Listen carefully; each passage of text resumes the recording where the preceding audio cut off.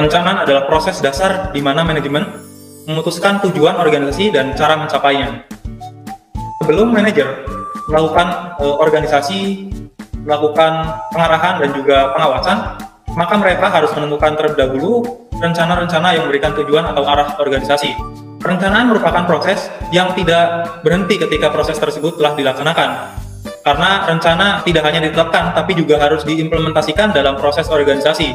Nah, sebelum kita membahas perencanaan lebih jauh lagi, kita terlebih dahulu harus memahami apa itu perencanaan. Perencanaan berasal dari kata rencana, yang artinya rancangan atau rangka sesuatu yang akan dikerjakan. Nah, setelah ini ada beberapa sumber pengertian dari rencana. Teman-teman bisa pause video ini.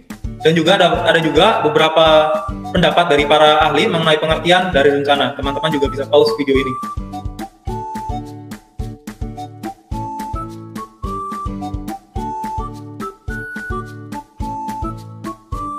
Jadi, menurut sumber dan juga pendapat para ahli tadi, bisa kita simpulkan bahwa perencanaan dalam manajemen adalah suatu proses untuk menentukan tujuan organisasi dan apa yang akan dilakukan selanjutnya, kapan, bagaimana, dan oleh siapa kegiatan tersebut dilakukan. Teman-teman, ada 4 tahap dasar perencanaan yang harus kita perhatikan ketika kita melakukan perencanaan dalam manajemen. Yang pertama, kita harus menentukan tujuan dari organisasi kita. Yang kedua, kita harus menganalisa situasi saat ini. Kita harus mengetahui sumber daya yang kita miliki untuk mencapai tujuan tersebut. Yang ketiga, kita harus mengetahui kelebihan dan kekurangan dari organisasi kita, sehingga kita bisa mengukur kemampuan dari organisasi kita untuk mencapai tujuan tersebut. Dan yang keempat, kita menentukan tindakan alternatif apabila sewaktu-waktu terjadi perubahan. Mengapa perencanaan diperlukan? Nah, seorang perencana bukanlah seorang pengendali waktu dan juga pengendali keadaan. Keadaan sewaktu-waktu bisa berubah. Maka perencanaan di organisasi harus aktif, dinamis, berkesinambungan, dan juga kreatif terhadap perubahan-perubahan yang terjadi. Nah, perencanaan diperlukan dalam manajemen untuk pertama, mencapai protective benefit. Protective benefit bisa dicapai ketika kita bisa meminimalisir kesalahan yang terjadi dalam proses pengambilan keputusan atau decision making. Dan yang kedua, perencanaan juga diperlukan untuk mencapai positive benefit. Positive benefit dicapai ketika kita sukses mencapai tujuan organisasi. Nah, ini adalah manfaat-manfaat yang kita peroleh ketika kita melakukan perencanaan. Teman-teman juga bisa pause video ini. Dari manfaat-manfaat tadi, ternyata perencanaan juga memiliki kelemahan. Nah, kelemahan-kelemahan perencanaan diantaranya pekerjaan yang tercakup dalam perencanaan mungkin berlebihan dalam kontribusi nyatanya. Yang kedua, perencanaan cenderung menunda kegiatan karena kita harus melakukan perencanaan terlebih dahulu gitu, tidak langsung melakukan kegiatan. Yang ketiga, perencanaan mungkin terlalu membatasi manajemen untuk berinisiatif atau berinovasi. Yang keempat, kadang-kadang hasil yang baik didapatkan oleh penyelesaian situasi individual dan penanganan setiap masalah pada saat masalah tersebut terjadi. Dan yang kelima, ada rencana-rencana yang diikuti cara-cara yang tidak konsisten.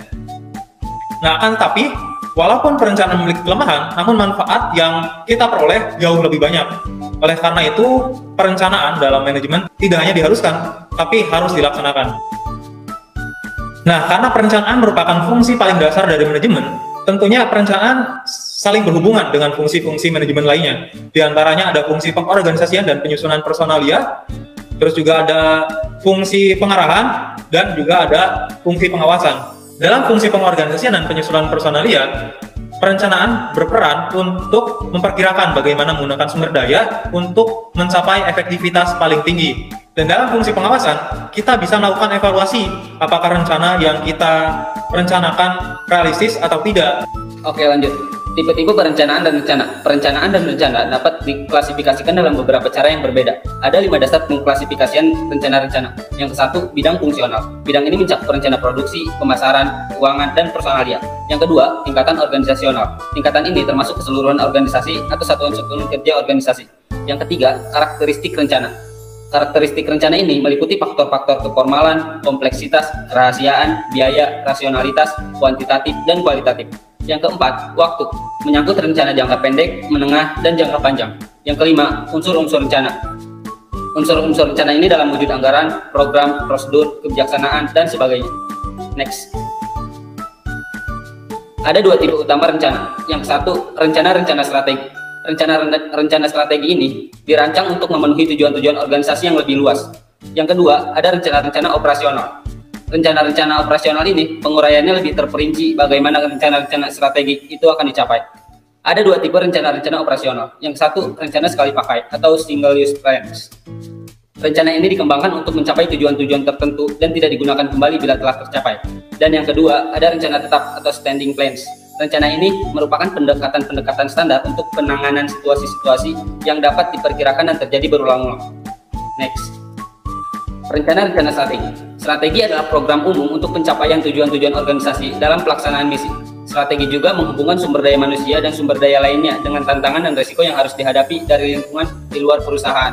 Seperti contohnya perusahaan-perusahaan besar, perusahaan mobil, perusahaan mie instan, dan lainnya. Next. Di sini ada rencana sekali pakai. Rencana sekali pakai adalah serangkaian kegiatan terperinci yang kemungkinannya tidak berulang dalam bentuk yang sama di waktu mendatang.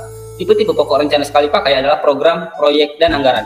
Di sini ada suatu program meliputi serangkaian kegiatan yang relatif luas. Program menunjukkan langkah-langkah pokok yang diperlukan untuk mencapai tujuan. Satuan atau para anggota organisasi yang bertanggung jawab atas setiap langkah dan urutan atau waktu. Program dapat disertai suatu anggaran atau sekumpulan anggaran bagi kegiatan-kegiatan yang diperlukan. Next.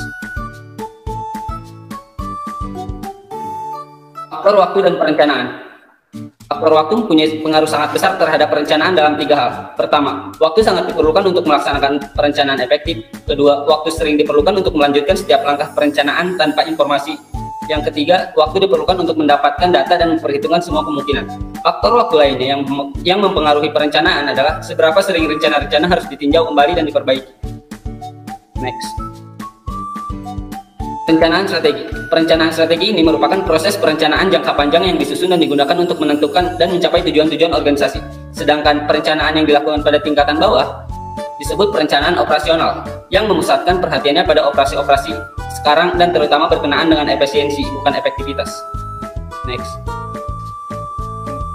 Proses perencanaan strategi juga merupakan penetapan serangkaian keputusan dan kegiatan dalam perumusan dan implementasi strategi yang dirancang untuk mencapai tujuan-tujuan organisasi. Proses penyusunannya meliputi tidak kurang dari 9 langkah. Next. Nah, di sini ada langkah-langkahnya. Selanjutnya teman-teman, saya akan menjelaskan tentang hambatan-hambatan perencanaan. Apa saja faktor-faktor hambatan-hambatan itu dan bagaimana cara mengatasi hambatan-hambatannya. Yang pertama, hambatan-hambatan itu dipengaruhi oleh 2 faktor. Ada faktor internal dan faktor eksternal. Yang pertama ada faktor internal.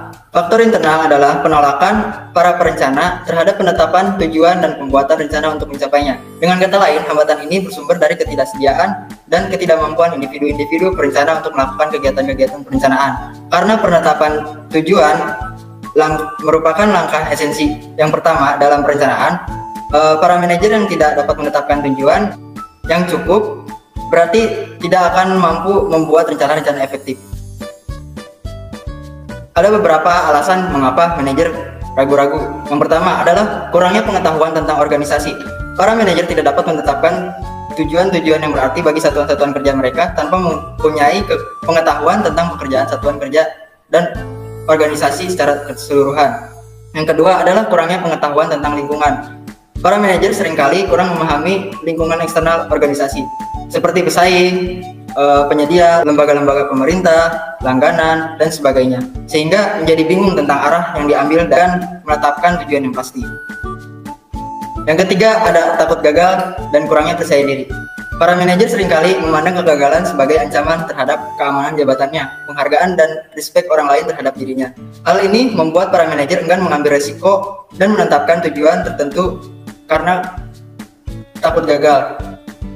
Kemudian kurangnya percaya diri. Bila para manajer kurang percaya diri dan ragu-ragu dalam menetapkan tujuan yang menantang, manajer harus merasa bahwa mereka dan kelompoknya mempunyai kemampuan untuk melakukan dan mencapai tujuan-tujuan tersebut. Yang keempat ada kurangnya rencana-rencana alternatif atau tidak ada rencana alternatif. Dalam membuat rencana, tidak hanya belajar dari masa lalu, namun juga kita harus meramalkan apa-apa yang akan terjadi dan meminimalisir kejadian yang tidak diinginkan. Untuk itu, kita harus mempunyai rencana cadangan atau biasa kita sebut dengan plan B.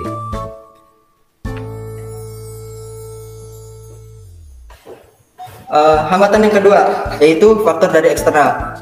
Faktor eksternal adalah keengganan umum para anggota organisasi untuk menerima perencanaan dan rencana-rencana karena perubahan yang ditimbulkan. Tiada alasan tunggal atau sederhana mengapa para anggota organisasi menolak suatu rencana baru. Seringkali penolakan itu dikarenakan rencana-rencana yang dibuat bertentangan dengan kepentingannya. Lalu rencana yang dibuat itu menambah beban kerja mereka. Yang ketiga, karena rencana yang dibuat itu membatasi kebebasan karyawan dalam memilih pekerjaan apa yang mereka suka dan pekerjaan apa yang tidak mereka inginkan, atau mereka tidak melihat perubahan pada perencanaan yang dilakukan dan menghilangkan kekuatannya seperti jabatan, gengsi, dan karir. Cara-cara mengurangi hambatan. Bagaimana sih cara mengurangi hambatan-hambatan tersebut? Yang pertama, dalam membuat perencanaan itu harus dilibatkan semua pihak, mulai dari pihak yang memimpin hingga bawahan-bawahan termasuk karyawan, agar mencapai suatu perencanaan yang efektif dan baik. Mengembangkan pola perencanaan dan implementasi yang efektif dengan membuat rencana itu seefektif mungkin dan sederhana mungkin.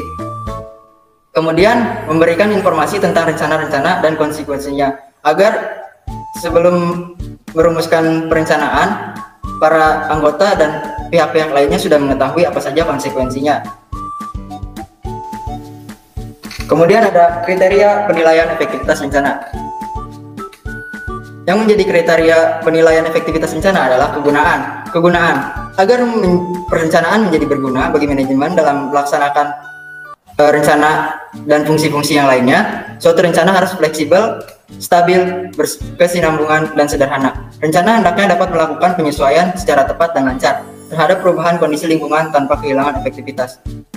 Dan rencana juga memerlukan stabilitas, karena bila rencana terlalu sering berubah, para manajer tidak menjadi terbiasa dengan rencana-rencana tersebut sebagai suatu peralatan pengoperasian dan menjadi tidak efektif. Di samping itu, perencanaan juga memiliki kontinuitas agar perencanaan berkesinambungan. Akhirnya, semakin besar dan kompleks suatu organisasi dan lingkungannya, diperlukan rencana-rencana yang lebih kompleks. Tetapi kadang-kadang rencana menjadi terlalu kompleks dibandingkan yang dibutuhkan seharusnya. Padahal, semakin kompleks rencana, semakin sulit disampaikan dan diimplementasikan. Jadi, rencana yang sederhana perlu untuk memberikan cara pencapaian tujuan dengan sedikit mungkin faktor-faktor kekuatan-kekuatan dan pengaruh-pengaruh dalam situasi serta hubungan-hubungan antara mereka. Yang kedua ada ketepatan dan objektivitas. Rencana-rencana harus dievaluasi untuk mengetahui apakah jelas, ringkas, nyata, dan akurat. Berbagai keputusan dan kegiatan manajemen lainnya hanya efektif bila dilakukan atas informasi yang tepat. Perencanaan juga harus lebih didasarkan atas pemikiran yang realistis dan fakta-fakta yang sebenarnya tentang persyaratan-persyaratan yang dibutuhkan untuk mencapai sasaran-sasaran dibanding sasaran pribadi pembuat rencana. Agar tercapai perencanaan tersebut, proses penyusunannya harus atas pemikiran yang objektif atau sesuai fakta. Yang ketiga ada ruang lingkup. Perencanaan perlu memperhatikan prinsip-prinsip kelengkapan atau komprehensif, kepaduan atau unity, dan konsistensi. Berapa luas cakupan rencana, menyangkut kegiatan-kegiatan apa saja, kemudian bagaimana kerangka hubungan antar kegiatan atau satuan-satuan kerja atau departemen-departemen yang mana yang akan terlihat. Yang keempat ada efektivitas biaya. Efektivitas biaya perencanaan dalam hal ini adalah menyangkut waktu, usaha, dan aliran emosional. Salah satu pedoman penting dalam perencanaan, jangan dilakukan perencanaan bila hasil-hasil meningkatkan penghasilan atau mengurangi biaya lebih kecil daripada biaya perencanaan dan implementasinya. Yang kelima ada akuntabilitas. Ada dua aspek akuntabilitas perencanaan. Yang pertama ada tanggung jawab atas pelaksanaan perencanaan. Yang kedua ada tanggung jawab atas implementasi rencana. Suatu rencana harus mencakup keduanya. Yang terakhir ada ketepatan waktu. Para perencana harus membuat berbagai perencanaan, berbagai perubahan yang terjadi dengan cepat akan mengakibatkan rencana tidak tepat atau tidak sesuai untuk berbagai perbedaan waktu. Selanjutnya saya akan menjelaskan tentang studi kasus manajemen dalam perencanaan. Di sini ada studi kasus mengenai perusahaan catering atau usaha catering. Pada saat ini, banyak orang yang ingin membuat acara atau kegiatan secara simpel dan efisien. Contohnya, dalam hal penyiapan hidangan atau makanan. Biasanya mereka lebih memilih memesan makanan daripada membuatnya sendiri dengan alasan pertimbangan waktu dan tenaga walaupun memang sedikit mahal.